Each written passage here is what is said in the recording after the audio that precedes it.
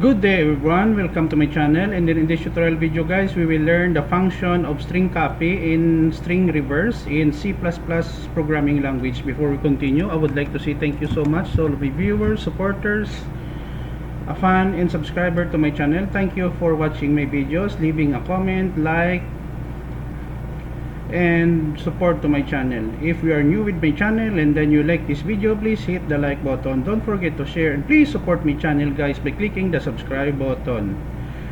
So before we start, I would like to shout out Marshmallow, Sir Ernil, and Miss Robelin, who are avid viewers in my channel. If you want to be shout out in my channel, kindly leave your name in the comment section of this video tutorial. So let's get started.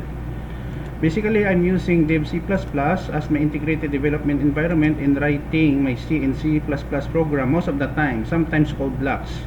So we have your sharp include IOStream for input output in C++ in line number 1. Line number 2, we have your C string. It is a function that we will be using for string compare in reverse.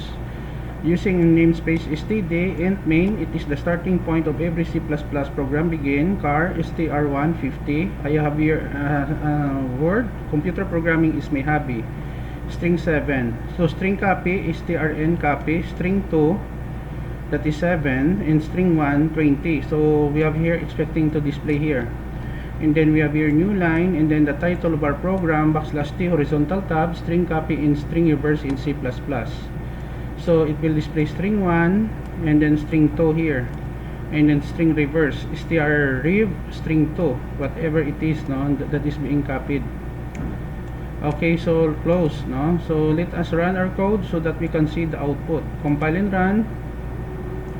So we have here string copy in string reverse in C++. The string 1 computer programming is my hobby. String 2 computer programming. String reverse computer programming. Reverse already, so that's it. So our program is quite simple.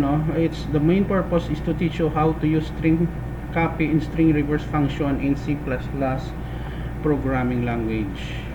Okay, so this is the end of our tutorial video. I hope that you learned something new. I will put a link in the video description so that you can download the complete source code for free in my 2 websites.